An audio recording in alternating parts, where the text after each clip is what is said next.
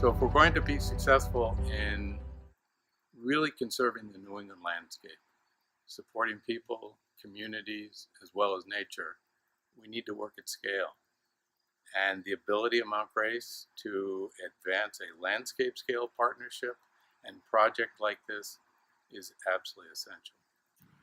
The Quabbin2Wachusett project was really quite wonderful. And so through programs like Forest Legacy, we are pulling these large tracts that remain back together into viable forest blocks that are sort of regional in context and make for a more viable economy for forestry, land management, open space protection, water supply protection, which is our primary focus here at DCR.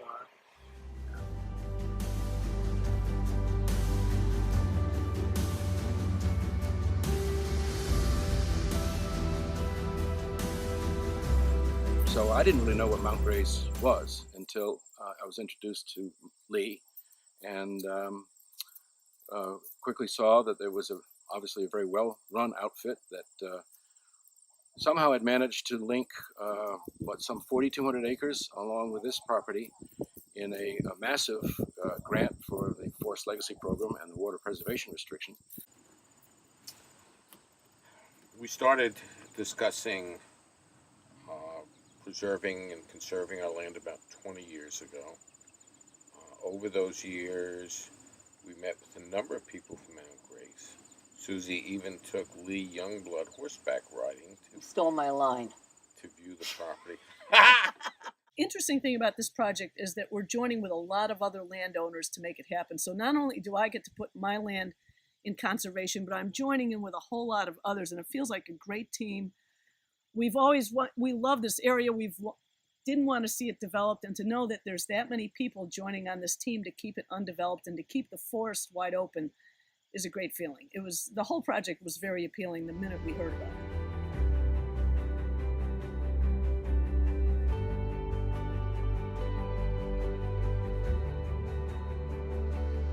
it. The first part of that was to really identify properties that were really important to conserve, and that for a number of values, for watershed protection, in some cases it was for agricultural protection, but also important wildlife corridors, which are more and more important in this community and in the region.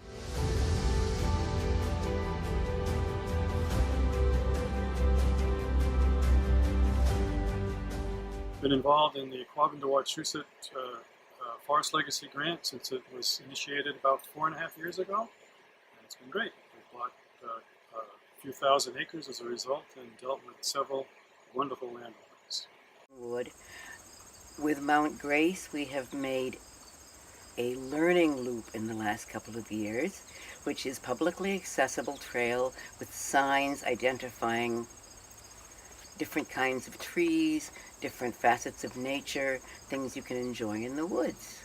And this is my backyard, and we just love it.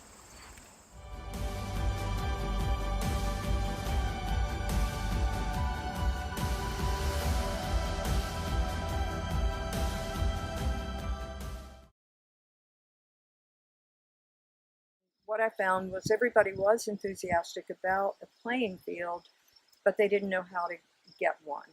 And because of this grant, we were able to obtain it along with funding from the Community Preservation Fund.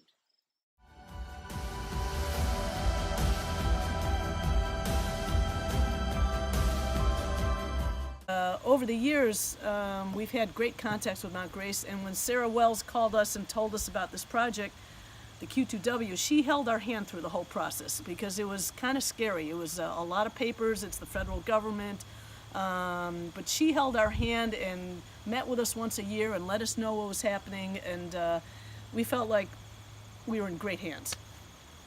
The fun part of working with Mount Grace is the combination of people, vision, energy, and success. You can't get it any better than this. This was just a unique project on its own, and it was a privilege to get to work on it.